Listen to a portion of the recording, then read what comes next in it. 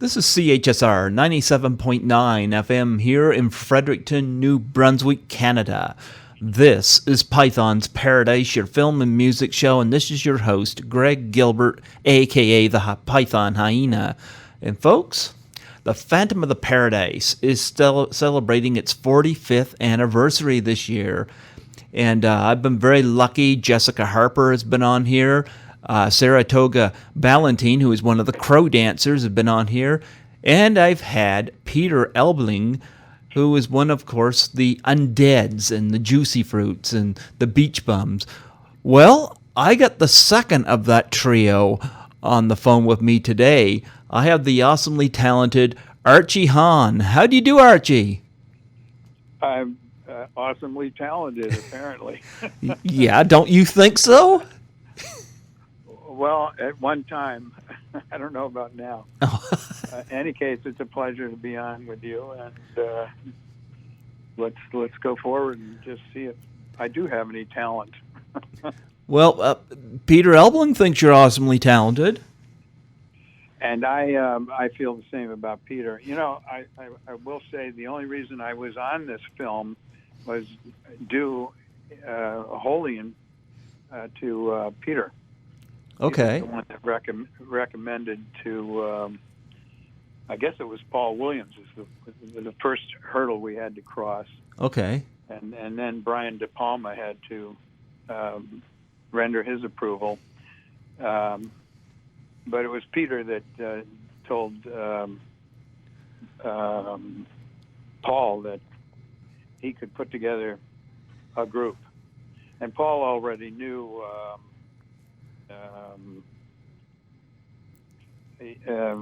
Peter? What's his name? No, Jeffrey. Oh, Jeffrey. Okay. Yeah, they were friends prior to Peter and I knowing him. Peter may have known him, but I was unaware of Jeffrey. Oh, okay. But we all gathered at a studio in Hollywood at one point, and we had picked out the songs we thought would best suit us. Mm-hmm. Peter had his favorite. I had my favorite. Jeffrey had either what was left over, or he made the choice of the Beach Bums song. Okay, which choice did you make? Goodbye, Eddie, Goodbye. Is that what it was called? I seem to remember that. Yeah. Yeah, that was kind of a 50s rendition of a song, and I was better suited to that song. Mm-hmm. Peter immediately gravitated toward the Undead song. Oh, I love that. Yeah. Yeah, it's a great song. So All the music in that film was terrific, by the way. Mm-hmm. I think so. Yeah. One of the best soundtracks of any film I've ever seen, actually. Yeah. So you were the one that did the Juicy Fruit song, and then it was Jeffrey did the Beach Bums, and then it was Peter Elbling was the Undeads. Correct. Yeah. Did you like getting your hair all slicked back like that for the Juicy Fruit scene? Of course. I was influenced by, when Elvis Presley first came out. Mm-hmm. I was a teenager, and of course every teenager then had to have Elvis's hair, so it was all slicked back and a big wave in the front, and so Elvis is directly responsible for my look in that film. Yeah. Well, I enjoyed this film very, very much. I would have been 2 when that came out, So here I am all these years later talking about this. And what an interesting film. I understand when it came out, it did not do well. But I guess Winnipeg kind of sparked some life into it. And they have a big celebration of that film. Yes. It did not do well in Los Angeles, mm-hmm. and I can attest to that because we went to a premiere of it think it was in Westwood, and to much hullabaloo. But there wasn't much activity at the theater. I think it may have been filled, but I remember we were given a ride in a limo to the theater, and after the film was over, our limo was nowhere to be found. Oh, that's not a good sign. No, so we had to call a friend of ours I think there was an after-screening party, and we hitched a ride to the after-screening party and went, "Hey, what happened to our limo?" Oh, my. Anyway, it was kind of a letdown right from the beginning. And then it didn't do very well in Los Angeles or New York. Didn't do well anywhere in the U.S. except, I think, somewhere it was like Memphis or in Tennessee somewhere. I can't remember the city, but it seemed to pick up some life there. It also did very well in Paris. Yeah, I heard that. Yep. Which we learned later on. Of course, Paris has never invited us there, but Winnipeg was gracious enough to invite us up to several of their little celebrations of the film, which was quite fun. Yeah. A brief few moments, we were treated like the Beatles. Well, Peter Elblin gave me the information about the two people that started that, and eventually I got to get those two on here. But what was it like when you first heard about this going on in Winnipeg? Like, did it strike you as odd or what? Well, yes. I mean, because after it failed essentially in the U.S., we, for a brief moment, we thought we were going to be a big deal. And then suddenly we weren't a big deal, and we all went our separate ways. Mm-hmm. And then I know several years later that there seems to be this enthusiasm for the film in Winnipeg. And we got an invitation to go up and be a part of I guess it was called the Phantom Palooza or something. Okay.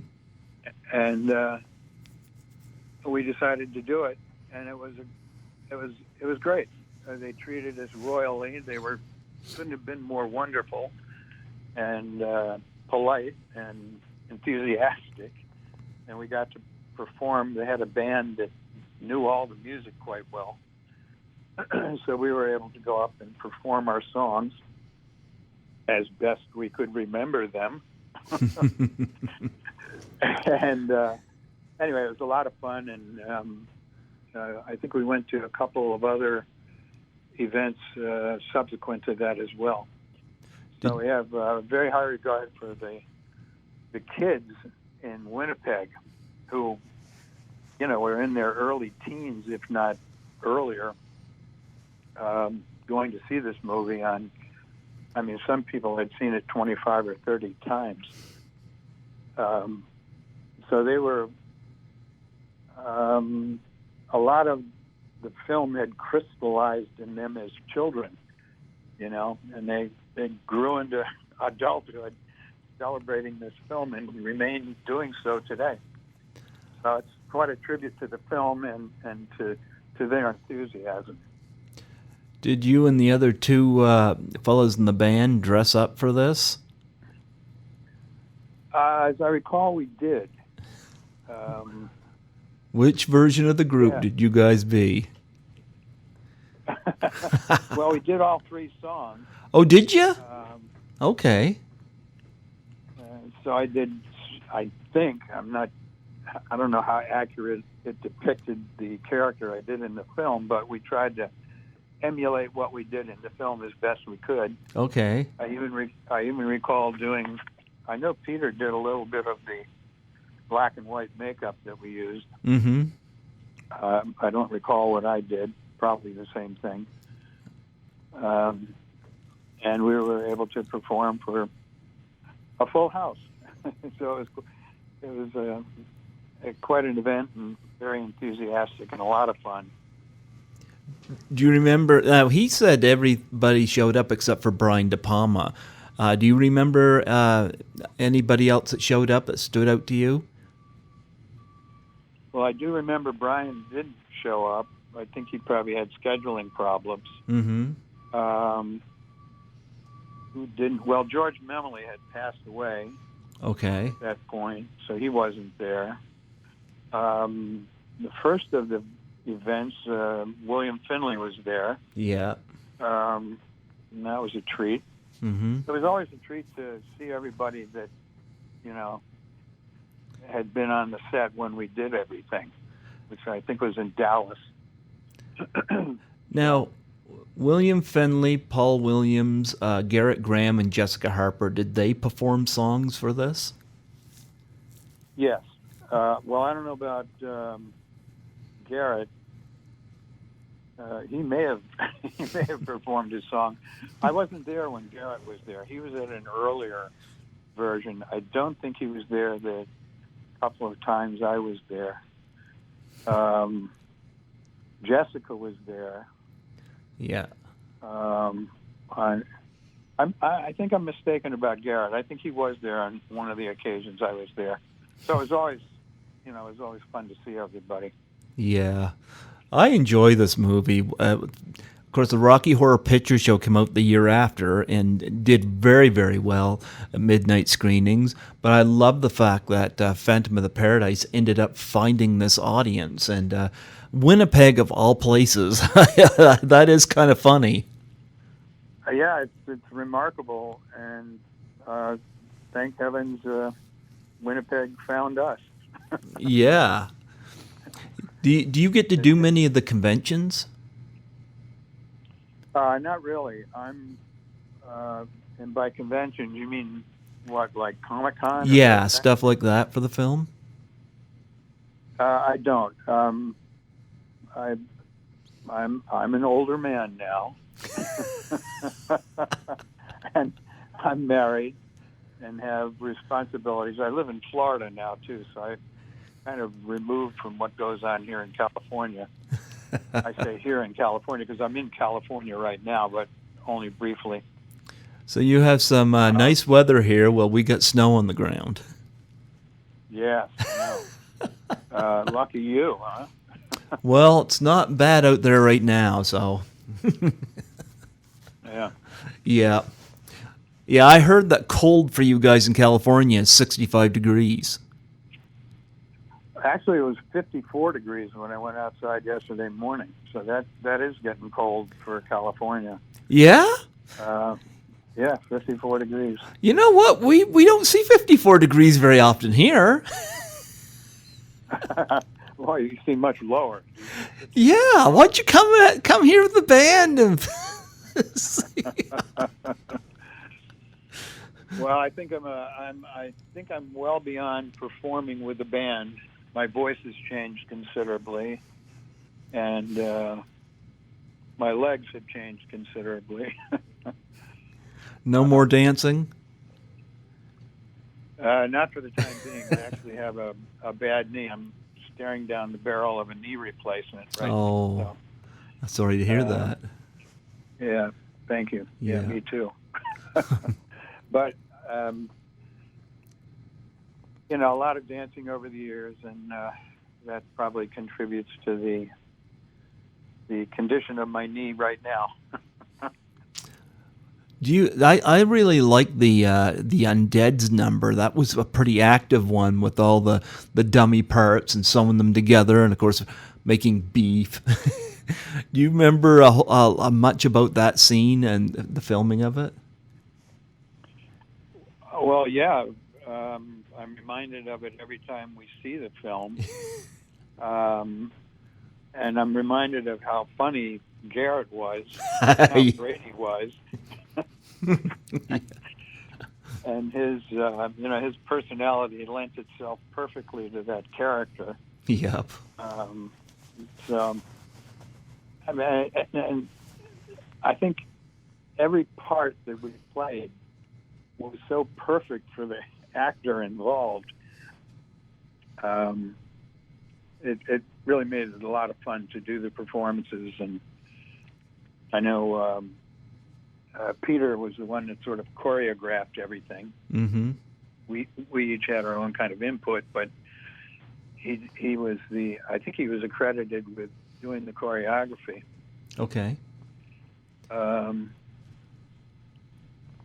Anyway, I look back on it. That was my first film, by the way. Yes. And what a start.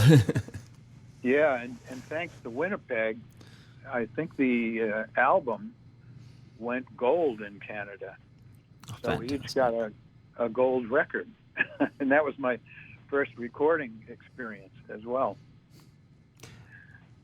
Subsequent to that, I actually did another film with Paul called Bugsy Malone. Bugsy Malone. Okay, yep, I remember that. Yep. Alan Parker directed that. That's right. Mm-hmm. And I did several of the kids' voices, singing voices. You didn't sing for Jodie Foster? No, I didn't. But I did sing for, I just forgot his name. What's the kid who played the lead in it? I don't remember off the top of my head. That's been a while, but I remember Jodie Foster well. She did that the same year she did Taxi Driver. Yeah. Yeah. I can't believe I've forgotten his name. It's just embarrassing. Anyway, at the time he was quite young and he had a very high voice. Okay. And when we recorded the voices for these kids, we didn't know which actors were going to play the roles. Mm-hmm. We had no idea, physically who we were singing these songs for. And I pretty much nailed it on all the several of the characters, just knowing what the character types were. But I didn't. Oh, I almost thought of his name. I'll think of it. Anyway, I didn't know that he had such a high voice. And the song I sang was down, down, down, down, down, down, down, down. I don't know if you remember that song. But his voice as the character was way up here.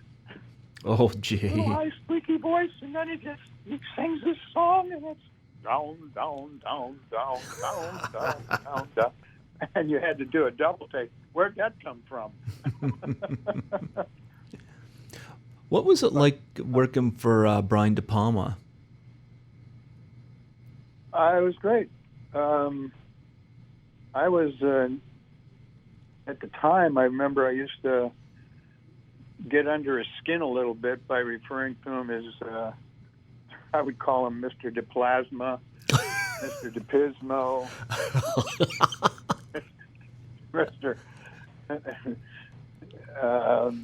Mr. De Planter. I was always messing around with his name, and he would just look at me, and I think he was pleased that he had been able to cast these roles, so he didn't make a big stink about it. But he would look at me and just roll his eyes, turn away. Yeah. Yeah, Phantom of the Paradise did right after Sisters, so, I mean, quite a change of pace there. Yeah. Yeah, and a musical at that, so... Anyway, he did a really good job under the pressures we were under. We didn't have enough money to actually finish the film. There are several scenes that were left out for lack of enough money. So there were hardships along the way, but they got it made. And, thank God for Winnipeg and Paris. Yeah.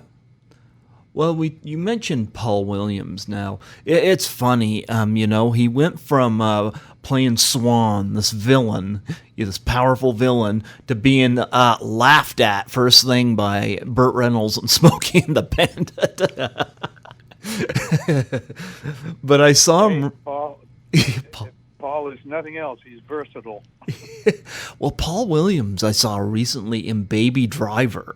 And when I saw him, I just perked up in my seat. It's like, Paul Williams, It's like, and he had a small part in that. It was just great to see him, Still had the class. He was also in the recent series Goliath. Okay. I Are you familiar with that? I'm familiar with it, but I don't watch television, so I just watch movies. Oh, Yeah. well, he has a role in Goliath. Yeah. Well, Paul Williams, of course, a celebrated musician. Were you intimidated at all to work with him? Not at all. Paul could not have been nicer. Mm-hmm. And more patient and supportive and helpful. He was just great.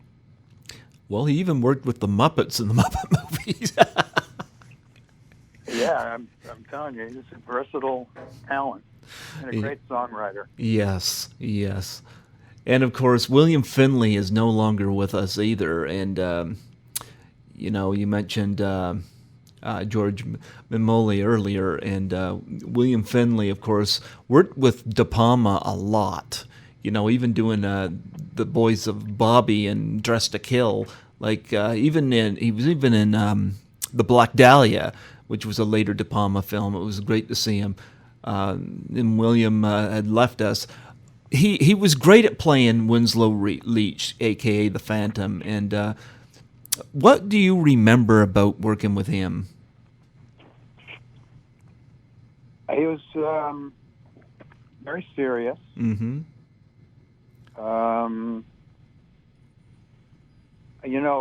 When you're working on a film, oftentimes you don't work on the same days. Okay. So his scenes oftentimes did not correspond to our scenes. Okay. So, he would be in his trailer or wherever, and we would be shooting what we were doing, and then we'd get off, and he'd come on and do his stuff. And I think we had, I don't recall accurately, but I don't think we shared the same area when we were in, for example, when we were in Dallas, which is where we were most of the time shooting. Mm-hmm. His room and so forth may have been on a different floor or whatever. Okay. But he was, at that time, this was my first film, and so I felt like kind of a new kid and didn't presume to mingle with the stars of the film. You know what I mean? Well, of course, Garrett Graham as Beef. I loved it when he did that flip up in the air and he just lands awkwardly on the floor. He tries to get himself up. He's got a great. He's great at doing physical comedy, and I've seen him in various films. But to me, he's always, of course, Beef. Of course, he shared the stage with you guys. What do you remember about working with him? Well, it was always a treat to watch him do his stuff. And, we did several takes of his pratfalls and so forth. So it was always a lot of fun to watch him work out what he was doing. I remember his big aggravation was they wouldn't let him sing the song. Yeah. It was revoiced by, what's his name? Raymond Louis Kennedy. Ray Kennedy, yeah. Yeah. And that was frustrating to him. Okay.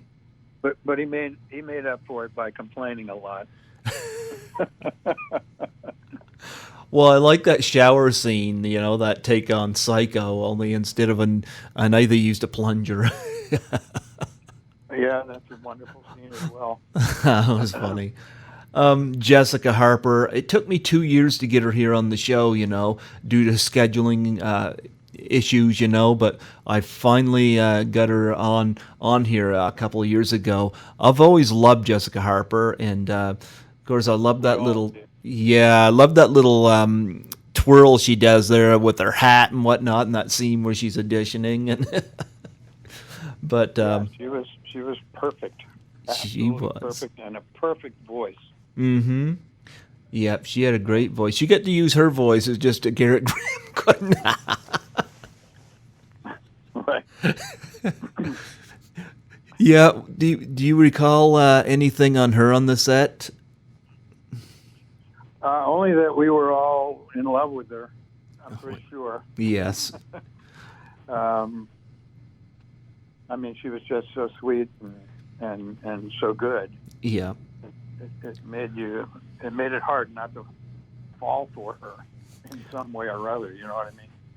Well, when I had her on, I know she deals with a charity called PXE International, because that's a disease that she and her brother have, and it's very rare. But she deals with that. She's got her own Krabby cookbook, which is something I did get, and she does a number of CDs and still acts. So it's she is a woman of many talents. Yes, she is.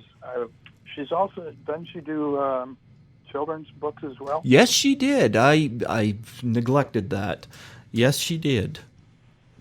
Yeah, she's very talented. We all miss her.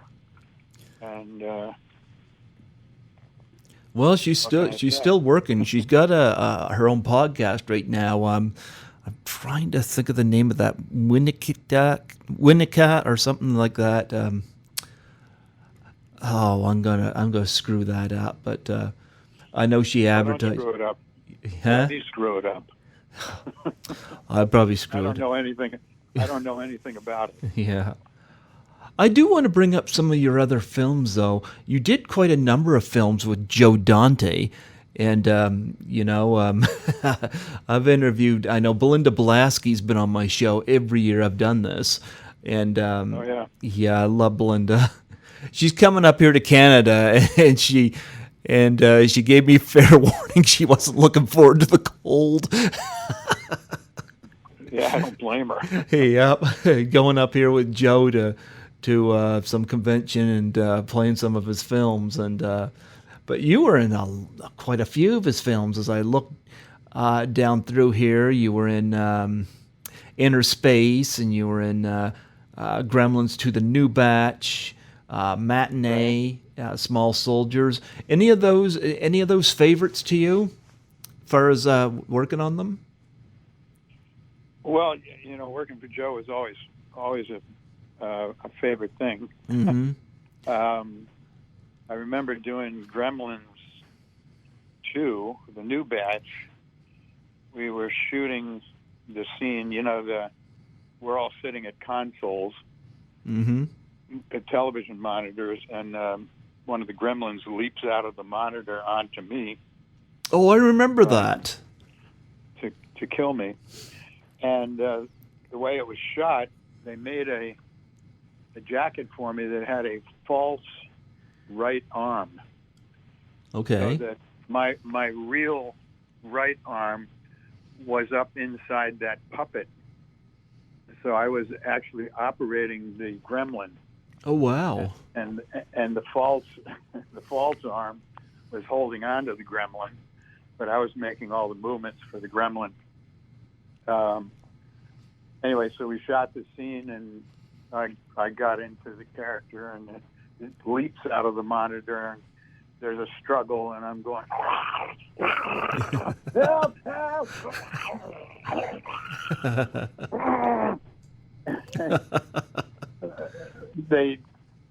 Joe yells, cut, and he goes, where did that noise come from?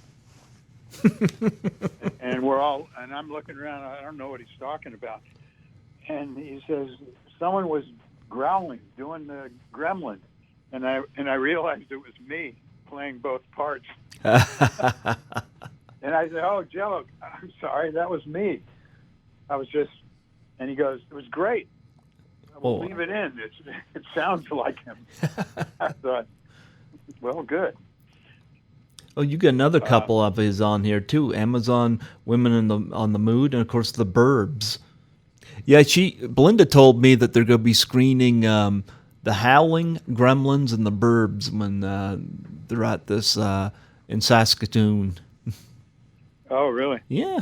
Yeah, on the Burbs, I don't think I ever made it on camera. They had too much. The film was too long, and they wound up cutting the scene.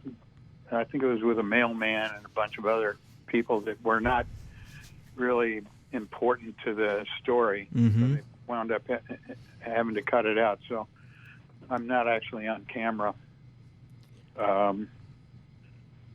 I still get paid for it, so that's okay.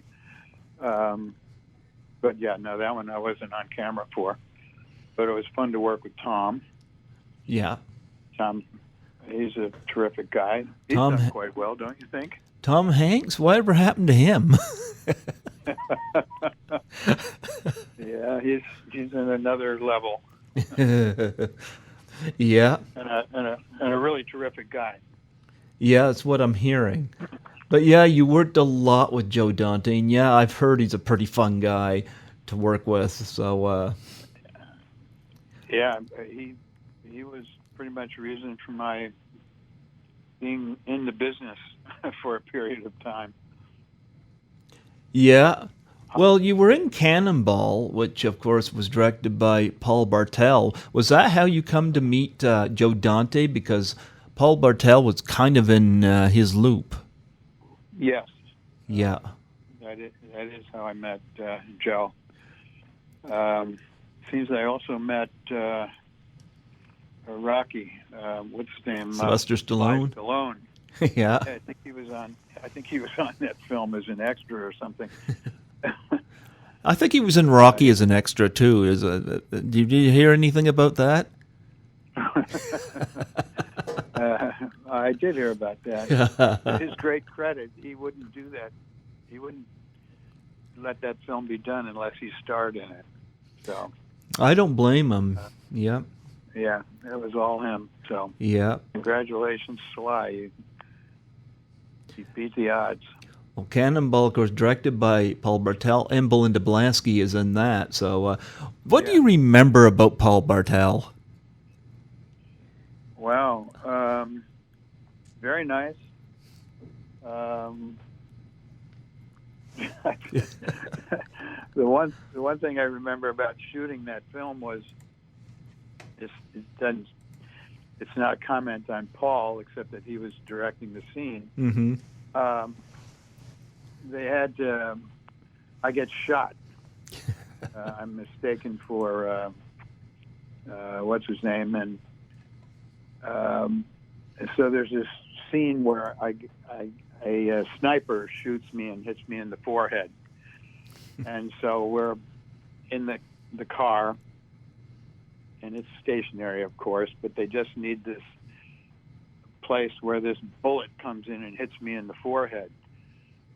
Now, the way they chose to execute that was to have a blowgun, a long pipe with a gelatin capsule in it, and then the stunt guy is going to blow down this blowgun, and this gelatin capsule is supposed to come sailing out the end of it into my forehead and kind of explode and leave a bloody mess on my forehead.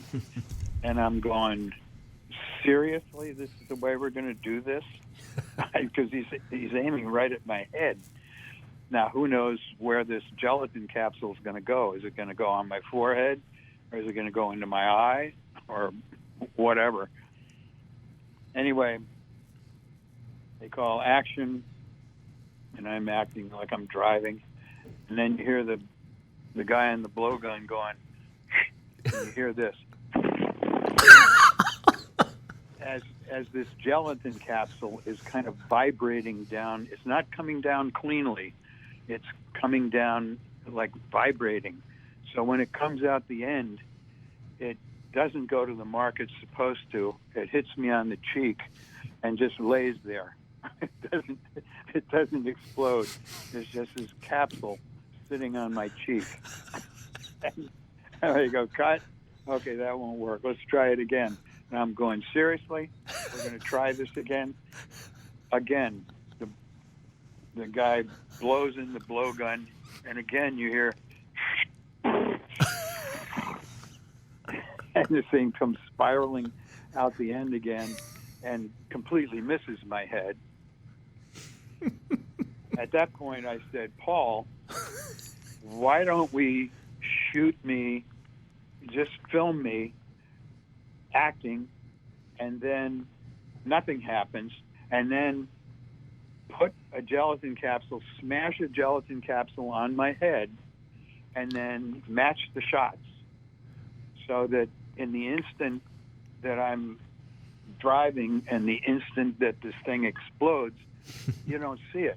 All of a sudden, as you see this big blob of blood on my head, you know then I've been shot. And Paul goes, oh, yeah, that's a good idea. Thank God. Oh, look at this. I'm getting a call from my wife.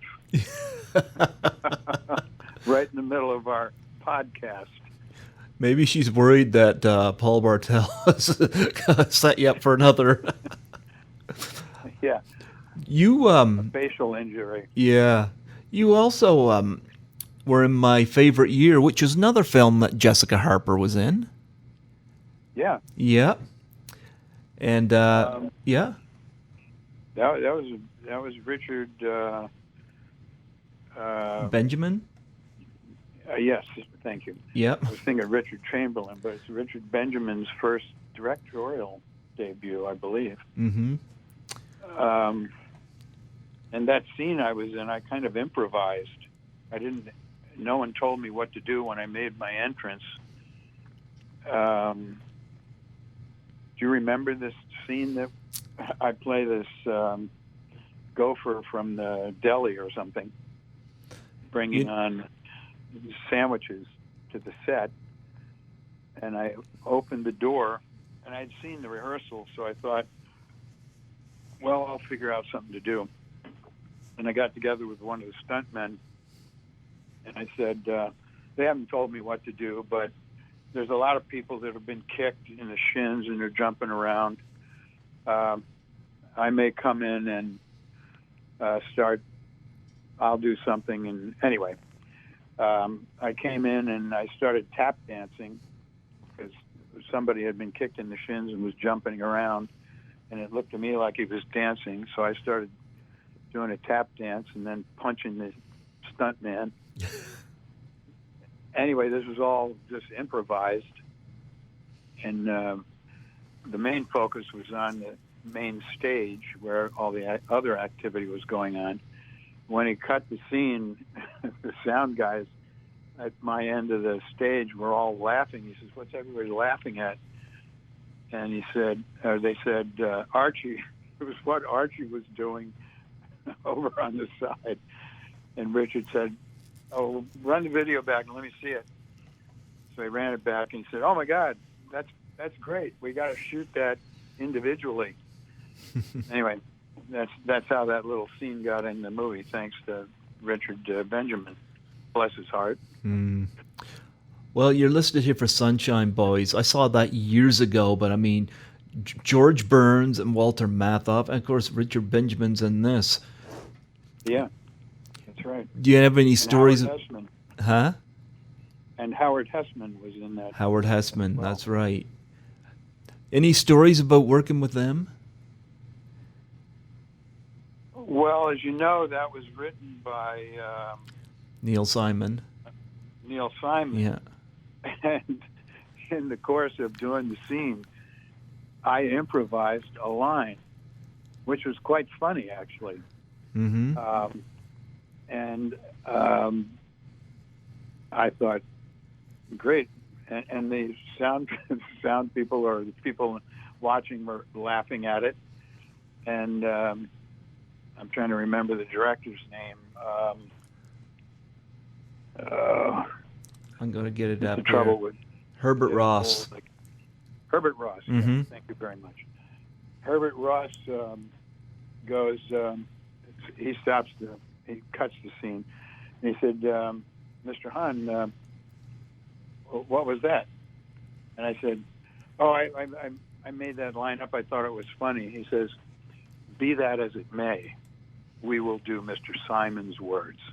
And I went, I suddenly the blood left my head, and I realized I had committed quite a faux pas.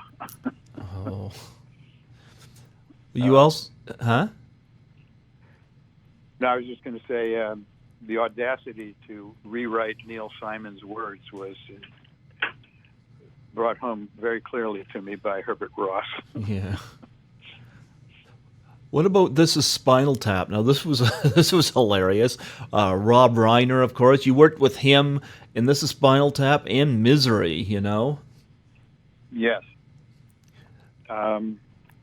Well, Spinal Tap was all improvised, and to their great credit, they did a great job, and I had a small part in that, playing the gay room service guy.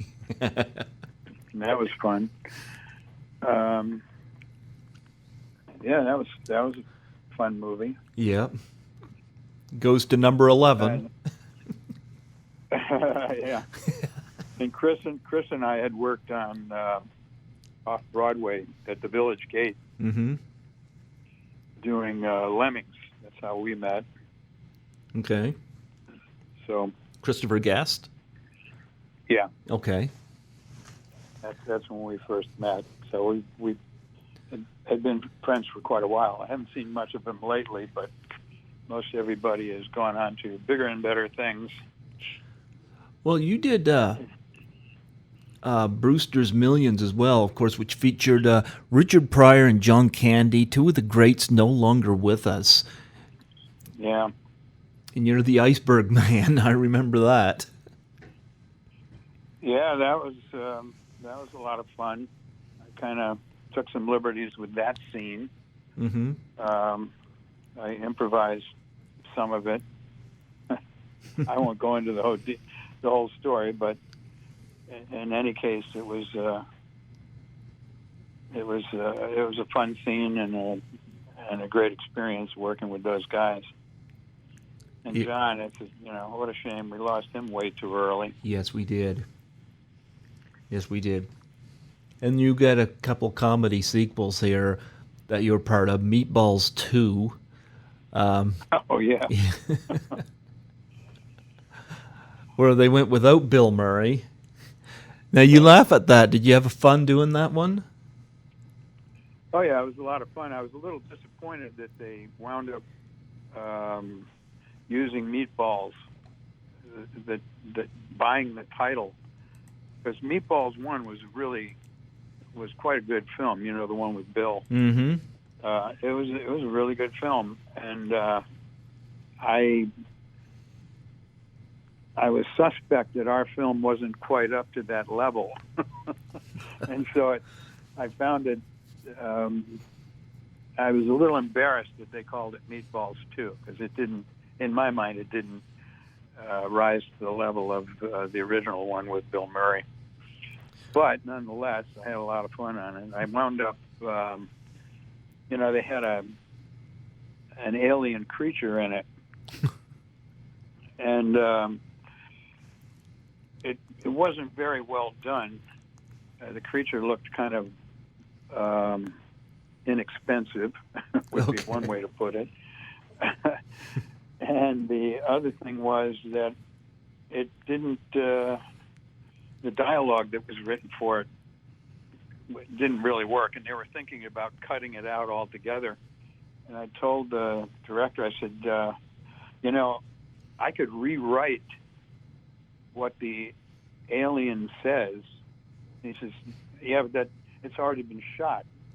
Everything that the alien is responding to or relating to is already in the can. I said, yeah, I know that, but I can rewrite the lines that feed them so that it'll all work. And he goes, you can do that? And I said, yeah, I think I can. And he said, all right, well, I'll give you a shot at it.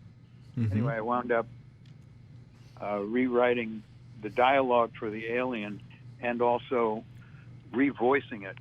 I did the voice of the alien and his parents. and it worked. So they went ahead and used it. So when you see the alien talking, that's actually me doing the voice and I had written the dialogue for it. Yeah. Now, I did a tribute to David Graff a couple months ago, had his wife on. Of course, David Graff was Tackleberry in Police Academy, and you're listed here for Police Academy 5, Assignment Miami Beach. This is where they went without Steve Guttenberg, and you play Mouse. Right. Do you remember much out of this? Yeah, I remember the original character's name was, I think, Martin. Okay. And I asked the director if I could change the name to Mouse, and then I was going to do something with my teeth and lip so that I could get my lip to stick above my teeth and I look like a mouse.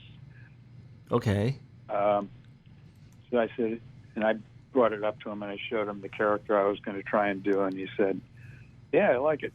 We'll call him Mouse, and if you can do that through the film, more power to you. Okay. Well, you do Go ahead.